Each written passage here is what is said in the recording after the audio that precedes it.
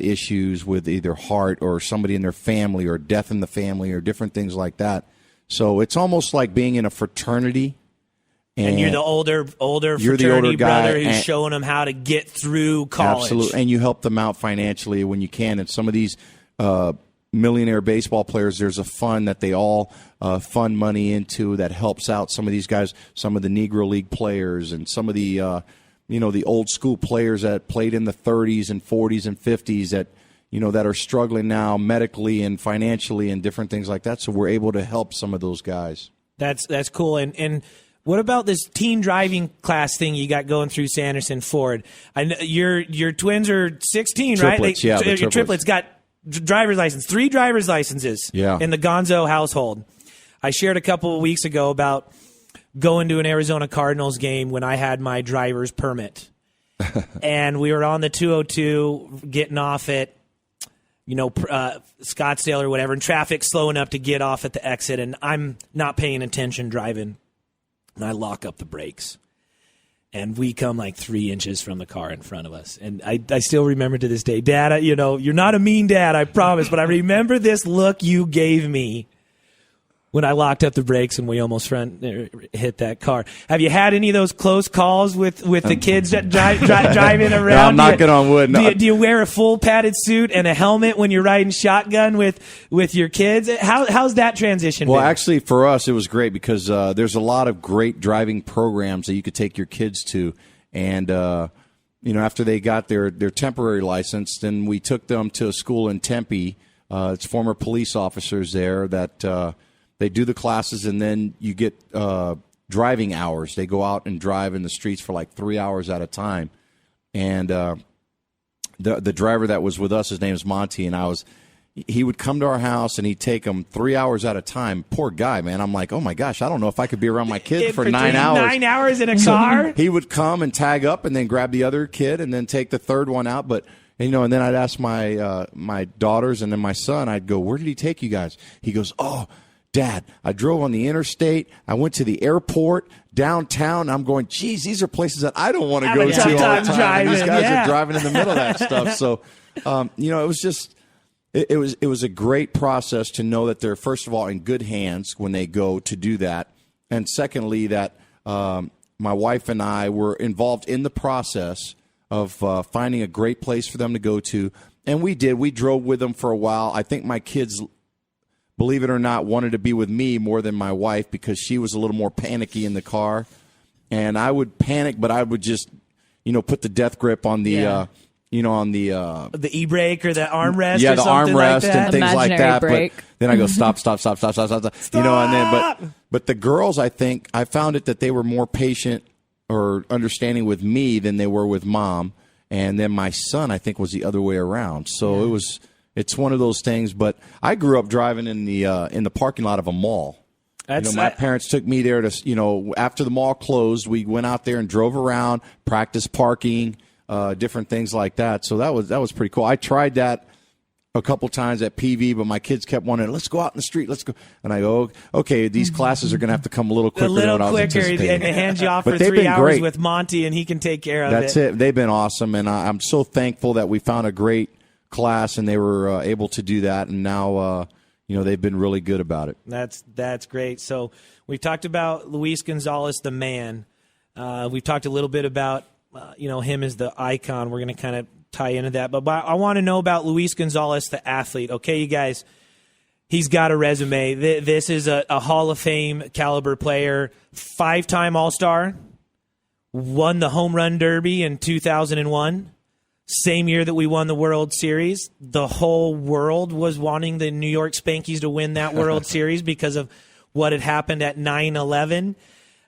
And we're going to get into the World Series here in a minute, but just I want to talk about your career. So you were drafted in 1988 by the Houston Astros in the 4th round. Correct. Played a couple years of minor league ball, got called up to the Bigs on September 4th, 1990. What was it like when you got the call? Well, the call was actually on my birthday. September 3rd is my birthday. Give me a break, Gonzo. You got the call on your birthday. So, you guys, what's your birthday? That's like your special day anyways. Yeah. Everybody gets to say happy birthday. You get a free dinner when you go out to dinner. You got the call on your birthday. Yeah. Did you think it was a prank or a joke at all tell us about that moment when you got the call? I think everybody wants to know about that. Well, I was in AA playing in Columbus, Georgia, and it was actually myself and another player who played with us, also Andy Harcedeno, who passed away in a car accident about maybe 10 years ago now, but he was a great player also. We got called into the manager's office in AA, and our manager was Rick Sweet at the time, great guy. He sat us down and said, there's going to be some changes being made, and I'm like, oh no! My God, what's going to happen? Your pink slip's coming, well, Gonzo. you don't know. And AA, usually you go single A, double A, triple A, big leagues. And, I was leading the league at the time with a player by the name of Frank Thomas. Oh, nobody knows Frank Thomas, the big hurt. Yeah, him and I were tied for the Southern League lead in home runs. And the manager said, man, you guys have been fantastic. You worked your butts off and everything. And I'm just letting you know that you guys are going to be flying out tomorrow, heading to Houston. And my heart dropped. What? So, and at the time, the Houston Astrodome was the eighth wonder of the world. That thing was, I think the Astrodome. I remember as a kid growing up thinking this Astrodome was like a wonder of the world next to the Grand Canyon. In the Bad News Bears, when Bob Watson was chanting, let them play, Yep. that's all that kept going through my mind. And, to get there, I made it in time for infield practice. I didn't play that day, and then the next day it was the day before a road trip, so we were heading to Los Angeles. And, man, I got on a big league airplane. I was looking around. I was taking sunflower seeds, bubble right? gum, because you don't know. Stuff in your when pockets, man. When are they going to wake me up from this dream? I was taking full advantage of it, right? And, I still remember I walked into the locker room, and my uniform was sitting there, number 26. Number 26 was your first number? My first number in the major leagues. And then right next to my locker was a gentleman by the name of Glenn Davis, who at the time was called the Big Bopper. He was the legitimate home run hitter. Him, George Foster, Dale Murphy. Those were the three really home run hitting guys that hit 30-plus home runs. And to hit 30 home runs in the Astrodome was a feat. Definitely a feat. So, I walked in with, seeing him there right next to him, and I just, he shook my hand, hey, kid, welcome to the major leagues. And I was like, oh, my God. Is this really happening? I couldn't wait to get on, to get to a payphone because I didn't have a cell phone at the time and call my parents or my mom and say, Mom, you would not believe Mr. Glenn Davis. And for a while I called everybody Mr. because that's the way I was brought up. Well, Mr. yeah, in the South, and you're the kid and, Mr. Welcome to the bigs, kid. Yeah, and it was so awesome. And then, I got to play, we were playing in Los Angeles. And Glenn Davis, same guy, called my room early in the morning because, I knew what time the bus time was, but I didn't know any of the routines guys have. No players ride the bus. It's usually the media and all that. Guys go in cabs to the stadium. And he calls me up and said, hey, kid, we're going to go grab some lunch, and then I'm going to take you to the to the ballpark. And I was like, yes, sir, I'll be down there. What time? And, he's like, okay, meet me down there at 11:30. I was down there at 10:45. I didn't want to be the late kid to school, Yep. So I was sitting there. We went to go eat some lunch, and I was thinking the whole time, everybody's looking at this guy when we walk into a restaurant, and I'm thinking, this is pretty cool, man. I'm walking in with a rock star right here. And then we got in the cab and drove in, and he tells the cabbie, drop us off in center field. And I'm thinking, why are we going to go to center field? And he goes, I want this to be something that you'll never forget. And sure enough, man, walking into Chavez Ravine, Dodger Stadium, where I had always seen it on television because, most of the time, it was always the game of the week, Joe Garagiola doing the game of the week with, the broadcasting. And I walked in through center field. We walked in the gates, and I looked, and I was like, "This is the heavens right here. This is unbelievable." I made it to the pearly gates. Yeah, and then that night, I'm sitting at the end of the bench, and a guy, Pedro Martinez's brother at the time, Ramon Martinez, was just as good a ball player. The guy threw gas. This guy was throwing 95 to 97. Now everybody throws 95 to 97, but I was sitting at the end of the dugout, and Art Howell was our manager, and I'm eating sunflower seeds. I was a fan. Yeah, you're hanging out. You got the bubble gum, the sunflower absolutely. seeds. You got I had your a whole wad of stirrups up gum high. in my mouth. I was eating sunflower seeds. Had the raw mouth from the salt in there, and about the 7th or 8th inning, he looks down and he goes, "Kid, get a bat." What? And I mean, I locked up, man, because I was, and at Dodger Stadium at the time, that's a long walk from the dugout to home plate. To the on deck and all So the way I to home grabbed, plate. and my heart was pounding. I mean, in the on deck circle, I went up to the plate and struck out in 3 pitches. Struck out! Oh God! But I told myself before, I said, I'm swinging. You're not going down looking. You're not going down looking. And I was supposed to be this hot shot guy out of Double-A, so he threw the rosin bag. I was swinging at anything. It didn't matter. I went down in 3 pitches. I went back into the dugout, and I doubted myself for a while because I was like, man, this guy blew me away. Can I play at this level? I don't know if I could play at this level. Really? You're starting to second guess yourself? I was really second guessing. Confidence levels dropped? Yeah, because you go from Double-A where you're the man, and then you go to the big leagues where you're just the bottom of the totem pole. Small fish in a big pond. A huge pond.